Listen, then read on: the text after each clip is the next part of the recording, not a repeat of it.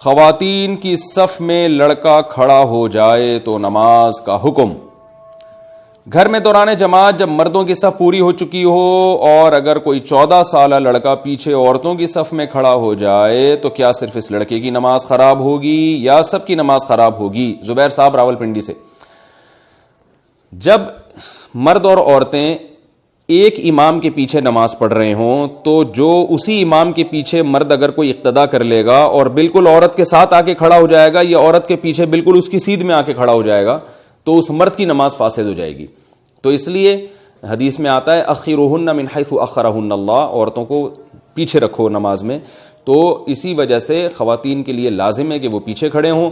جو مرد عورت کے ساتھ آ کے نماز میں کھڑا ہو جائے گا اسی نماز میں، یا بالکل پیچھے کھڑا ہو جائے گا یا دائیں یا بائیں بالکل ساتھ میں کھڑا ہو جائے گا تو اس مرد کی نماز نہیں ہوگی، باقی لوگوں کی ہو جائے گی، صرف اس مرد کی نماز نہیں ہوگی۔ تو علماء نے کہا ہے کہ ایک عورت 3 مردوں کی نماز فاسد کر سکتی ہے، ایک وہ جو بالکل اس کے دائیں طرف کھڑا ہے، ایک وہ جو بالکل اس کے بائیں طرف ساتھ مل کے کھڑا ہوا ہے، اور ایک وہ جو بالکل اس کے پیچھے کھڑا ہوا ہے۔ ان 3 کے علاوہ کسی اور کی نماز فاسد نہیں ہوگی۔ لیکن یہ اس مرد کے بارے میں جو بغیر کسی حائل کے ہو، اگر درمیان میں فاصلہ ہے یا کوئی حائل ہے، آڑ موجود ہے، تو پھر ساتھ کھڑے ہوئے مرد کی نماز فاسد نہیں ہوتی۔ کیا اڑوس پڑوس مل کر گھر میں جماعت کرا سکتے ہیں؟ اگر ایک ہی گھر کے 7 افراد ہوں اور 2-3 آدمی پڑوسی کے ہوں تو کیا گھر پر جمعے کی نماز ادا کر سکتے ہیں؟ اچھا، گھر میں اڑوس پڑوس مل کر گھر میں جمعہ کی نماز کرا سکتے ہیں، یہ پوچھ رہے ہیں۔ اگر ایک ہی گھر کے 7 افراد ہوں اور 2-3 آدمی اڑوس پڑوس ہوں، 2-3 آدمی پڑوسی کے ہوں تو کیا گھر پر جمعے کی نماز ادا کر سکتے ہیں جبکہ حافظ قرآن موجود ہو؟ ہدایت اللہ صاحب کشمیر سے۔ شہر میں یہ درست نہیں ہے، کیونکہ جب جمعے کی نماز مسجد میں ہو رہی ہے، چاہے وہ محدود افراد میں ہی ہو رہی ہے، تو ایسی صورت میں گھر میں جمعے کی نماز جو ہے وہ پڑھنا، جمعے کی نماز اگر شہر میں ہو چکی ہے تو مکروہ تنزیہ ہے یہ عمل، اگر نہیں ہوئی تو مکروہ تحریمی ہے۔ تو احتیاط اسی میں ہے کہ جمعے کے دن جب گھروں میں آپ ظہر کی نماز پڑھیں گے کسی عذر سے تو ظہر ہی پڑھیں گے، جمعہ نہیں پڑھیں آپ۔ جمعے میں متعین افراد ہونا اذن عام کے خلاف ہے۔ آج کل جمعہ پڑھنے کے لیے اشخاص کی تعداد متعین کر لی گئی ہے، کیا یہ جمعہ کے لیے اذن عام کی شرط کے خلاف تو نہیں ہے؟ شیخ ریاض صاحب سری نگر سے پوچھتے ہیں۔ یہ درست ہے کہ فقہا نے یہ جمعے کی صحت کے لیے شرط لگائی ہے کہ اذن عام ہو، یعنی کھلی اجازت ہو، تو ہم نے تو محدود کر دیا 4-5 افراد، گورنمنٹ نے محدود کیا، ہم نے تو نہیں کیا، تو حکومت نے محدود کر دیا، تو اذن عام والی شرط تو نہیں پائی جا رہی۔ تو اس میں بات یہ ہے کہ ایک تو یہ شرط بعض فقہا ذکر کرتے ہیں، بعض ذکر نہیں کرتے، یہ اختلافی مسئلہ ہے، اور جب مسئلہ اختلافی ہو، مجتہدی ہو، تو حکومت کے فیصلے کی وجہ سے جو حکومت جس پہ فیصلہ کر دے وہ نافذ ہو جاتا ہے۔ تو حکومت نے چونکہ 4-5 آدمیوں کو جمعہ پڑھنے کی اجازت دی ہے، تو گورنمنٹ کے اس لا اور قانون کی وجہ سے بالاتفاق اب سب کے نزدیک نماز درست ہو جائے گی، وہ اذن عام والی شرط رہے گی نہیں، معتبر نہیں رہے گی۔ تو اس لیے جب گورنمنٹ نے اجازت دے دی تو حکومت کی اجازت دینے کے بعد پھر مسجد میں 4-5 افراد بھی اگر جمعے کی نماز پڑھتے ہیں، یعنی امام کے علاوہ 4 افراد ہوں، تو وہ نماز ادا ہو جائے گی، جمعہ ادا ہو جائے گا۔ جماعت کرانے کا اہل کون ہے؟ اگر جماعت کے لیے 2 لوگ موجود ہوں، ایک داڑھی والا جو کہ قراءت صحیح نہیں کر سکتا، دوسرا داڑھی منڈوانے والا جو قراءت اچھی کرتا ہے، اب ان دونوں میں سے کس کو امام بنایا جائے؟ نصر اللہ درویش راولپنڈی سے۔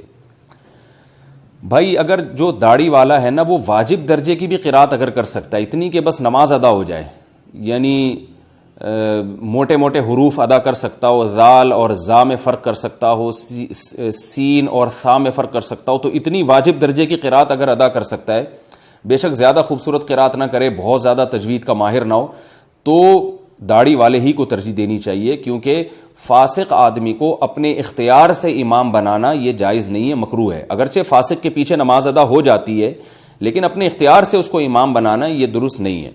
تو اس لیے داڑھی والے کو بنائیں جو ضروری درجے کی قراءت بھی کر سکتا ہو، بے شک وہ قل هو اللہ احد سے نماز پڑھا دے، انا اعطیناک الکوثر سے نماز پڑھا دے، لیکن اگر وہ واجب قراءت بھی ادا نہیں کر سکتا اور اتنا بھی نہیں کہ حروف میں فرق کر سکتا ہو، تو پھر بغیر داڑھی والے کو امام بنا دینا جو واجب قراءت ادا کر سکتا ہو، یہ پھر ایسی صورت میں بغیر داڑھی والے کو بنا دیں۔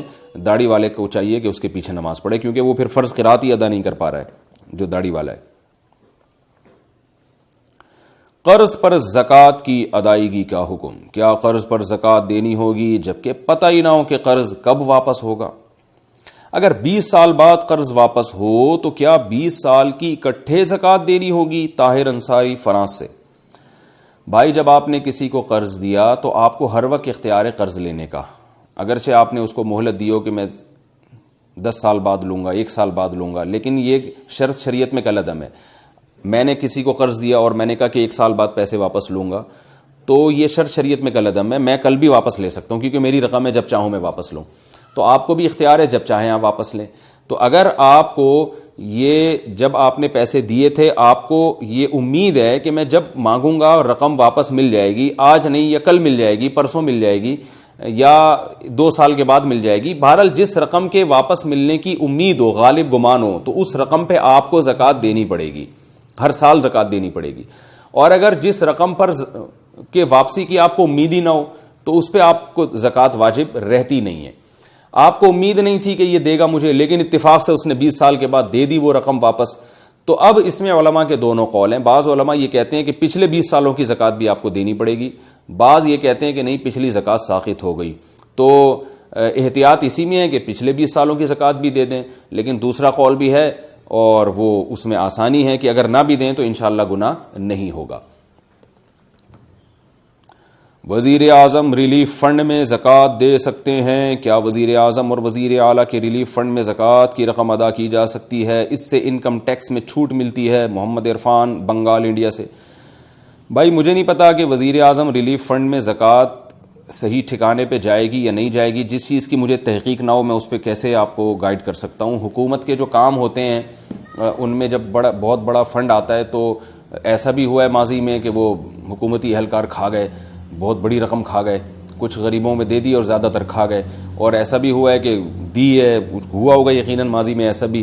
تو اب ہمیں نہیں پتا کہ یہ کیا ہوگا. تو آپ کو اگر اعتماد ہے تو آپ دے دیں. میں جب تک کسی چیز کی تحقیق نہ کر لوں میں اس کے بارے میں اپنی رائے دے نہیں سکتا.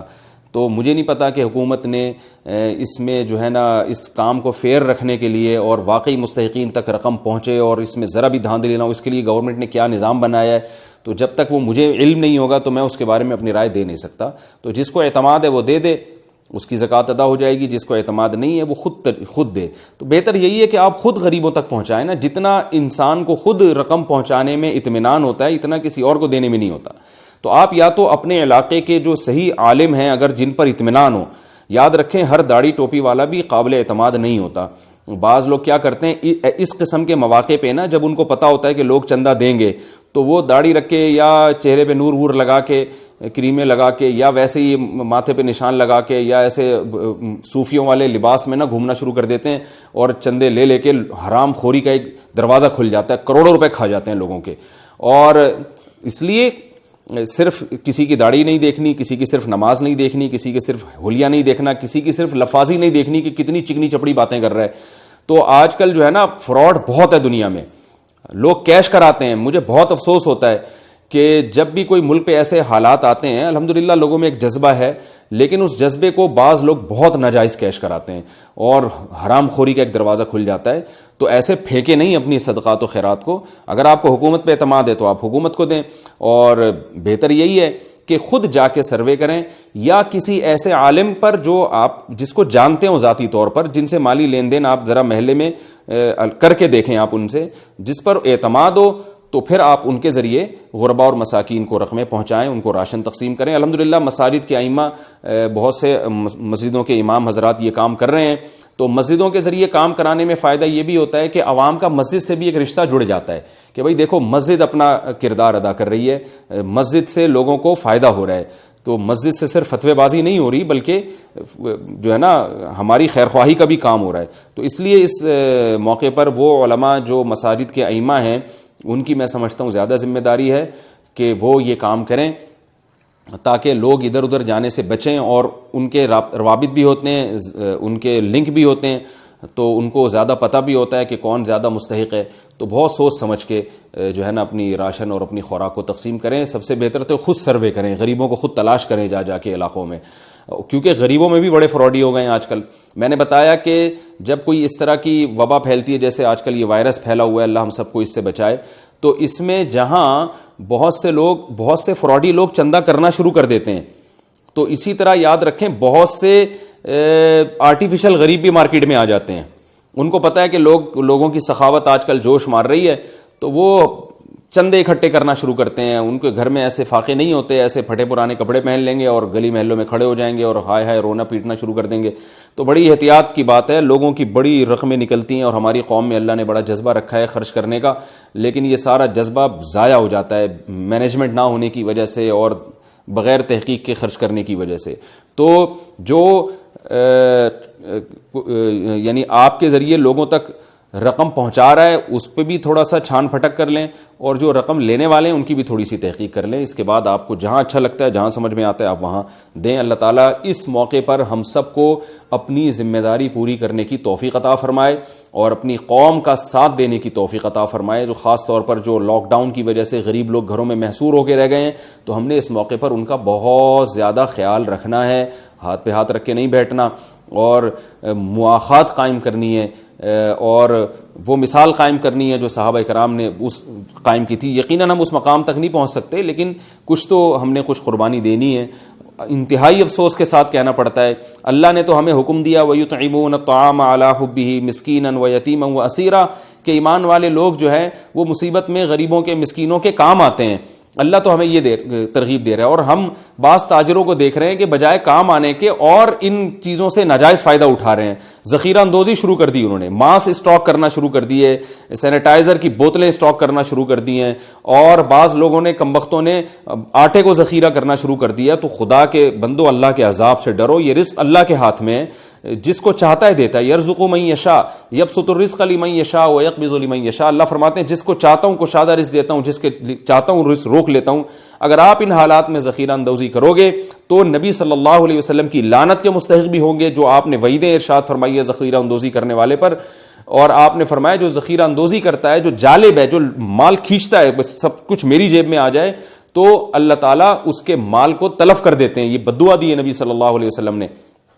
اور نبی صلی اللہ علیہ وسلم نے ارشاد فرمایا روزانہ صبح ایک فرشتہ اللہ سے دعا مانگتا ہے، اے اللہ جو خرچ کرنے والا ہے اس کو نعم البدل عطا فرما. یہ روزانہ دعائیں فرشتوں کی طرف سے ہوتی ہیں.